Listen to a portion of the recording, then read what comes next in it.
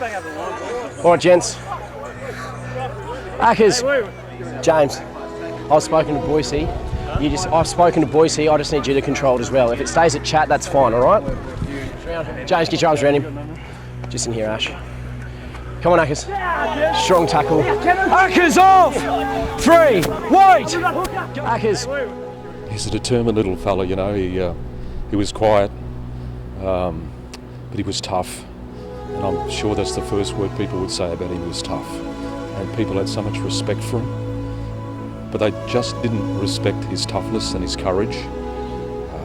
You had to respect his character. He was just a beautiful young man. And we're underway at the stadium, the Intrust Super Cup this afternoon. Beautiful afternoon on the coast. Here's the first run of the day to hand off to Ackers, the big fella. Straight down the middle he comes. The big 8, James Ackerman for the Falcons.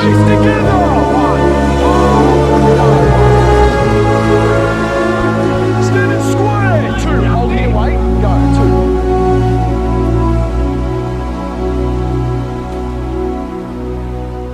2. Ackers first played footy for St John's in Dubbo in the under 8s and 9s, but the little bloke with the big chest and shoulders would often play up, helping out the under 12s.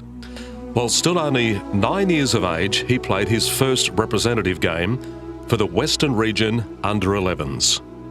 Bo Walker, who was a teammate of James in the Falcons Q Cup side this year, was Ackers' next door neighbour when the Ackerman family first arrived on the Sunshine Coast back in 2001. Well, I hadn't met him yet, but I was out the back with my dad at the clothesline at the time, and a ball come flying through one of our glass windows, and that's when I met him. Just hard, tough, just wanted to smash her.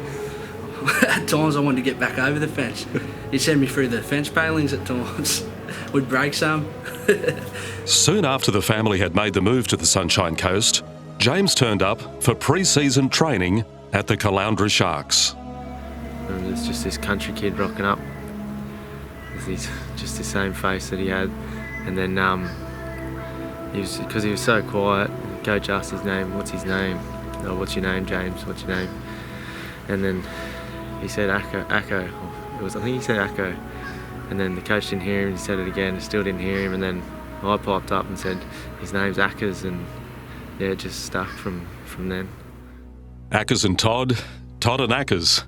The two boys became inseparable. Two mates, bound by a love for the greatest game of all. Just his uniqueness, I suppose, and you could tell that he was just a genuine person. I always saw that in him from day dot. It didn't matter where we were, regardless. We always just, if he needed something, he knew that I'd be there, and if I needed something, I knew that he'd be there for me. There was countless of times that we didn't want to ring our parents, so we rang each other to get each other out of the shit, and there was just no questions. It didn't matter what time of day, 2 or 3 in the morning or anything. We'd just always just come and get each other. It's just a bond that was just inseparable.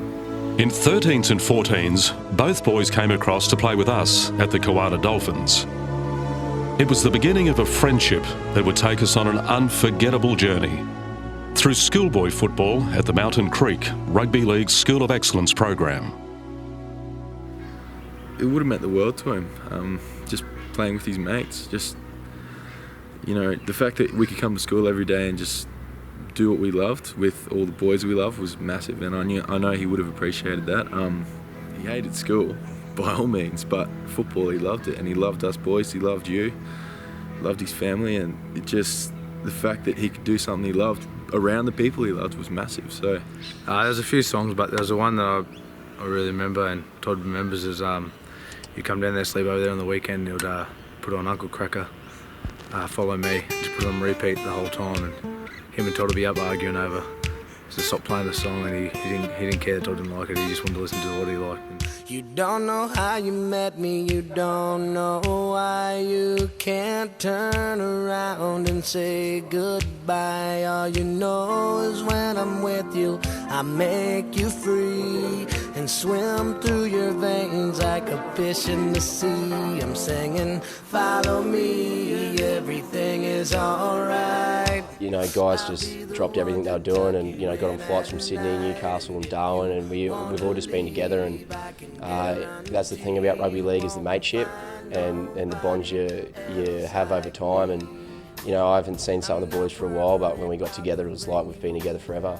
After leaving school, Ackers and Todd made the trek down the highway to play a season in the Colts with the Redcliffe Dolphins. When you come to a new club, you know, respect is earned, it's not given. And with Ackers, it was the moment, you know, training.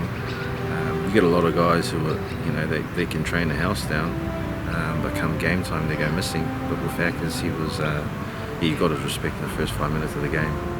The talent scouts were obviously impressed, and at 19, both boys were off to play with the Broncos 20s in the National Youth Competition. For the next 2 years, they were playing on the big stage. To all his teammates there today and all those that played with him, I know everybody would be feeling the pain enormously, but at the same time it doesn't diminish our game, it makes us stronger, and I think it's the moments like these that I cherish in our game, but when hard times do come, that we all do pull together. And what's happened here today and will stay with us all of our lives, and I'm sure all of you that are mates there today will always be mates, and you'll be bonded by James and all the other things that rugby league have given us and given all of us that are here. At 21, it was back to the peninsula with the Redcliffe Dolphins, where Ackers pulled on the number 8 for the next 4 years, playing the bulk of his games in the Queensland Cup. I feel for Sarah and the kids, because you know, they're growing up with no dad now, and that's hard. That's where it gets me, because you wanted to see him take that next step in his life. You know, he was still playing footy and that, but everything was sorted off the field as well, and you wanted to see him succeed before that, and he was. So for that to be taken, that's where it hurts. This year, Ackers returned home to the Sunshine Coast to be a part of the Falcons Club, rebuilding and entering a new partnership with the Melbourne Storm. It was just really good to be around, and me and him sort of had the same sort of attitude and that old school attitude, and didn't much care for ice baths and protein shakes and whatnot, so we used to have good yarns about horses and what in the gym and not really bother with anything else. Saturday afternoon, June 20, 6 days after his 25th birthday, our mate took the footy up for the last time.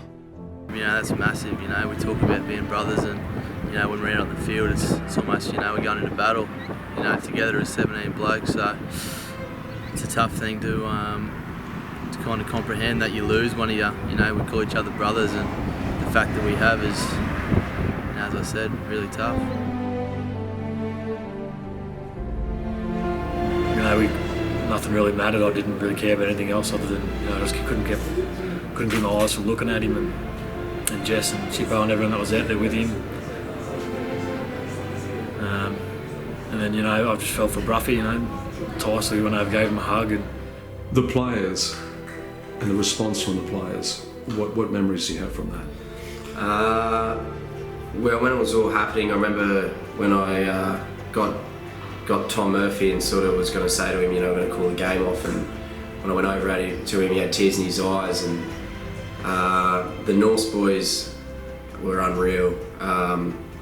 Chris Freeman, the captain of the North side, I know him pretty well, and he came up to me and just patted me on the back and said, you know, you'll be right, mate, you'll be right. And you know, everyone was just sort of in disbelief. Everyone, the crowd, everyone. There was just an eerie silence across the ground that, yeah, you just, no one could really comprehend what was going on.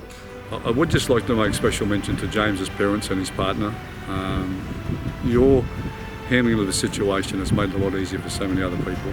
And you know, courage is something that we all hope we have, and we all hope is a part of us. And I've got to say, you've shown so much courage in all of this. And through your wonderful gestures and your understanding of what's happened here, as I said, you've lightened the load for so many people. And I thank you very, very much. I know it's in your most tragic hour, but at the same time you've shown courage and bravery way above your station. So grateful thanks from the Broncos and the game for what you've done to make us all feel a little bit better about the situation.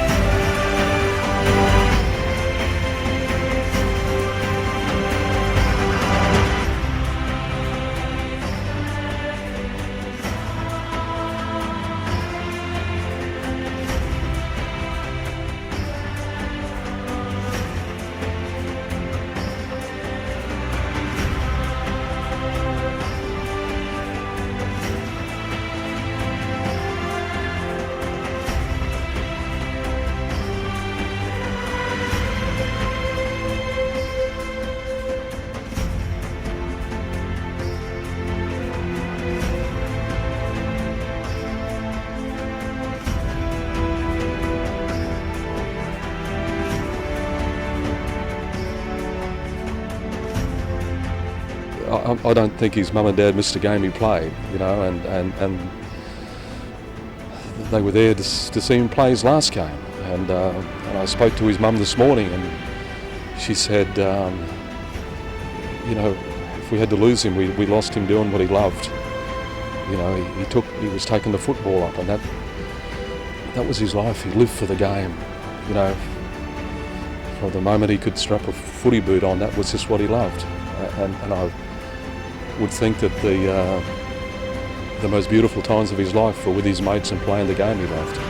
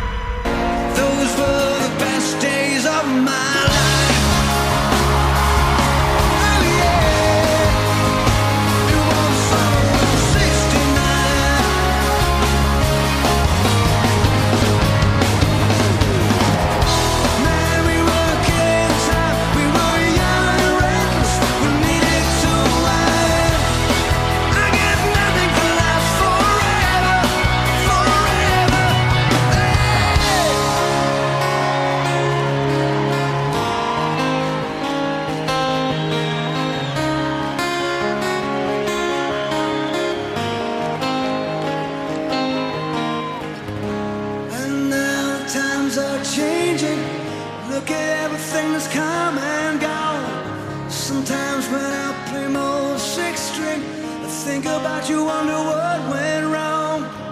Standing on your mama's porch, and when you held my hand, those were the best days of my life. I suppose I just got that close to him that you just knew what he was like, and you knew that just the things he would say, you'd just laugh. Like it was only things Ackers would do, and you talk to the boys and like anyone who's known him, and it's just like that's the Ackers thing to do. And it's just that's why he's just touched so many people.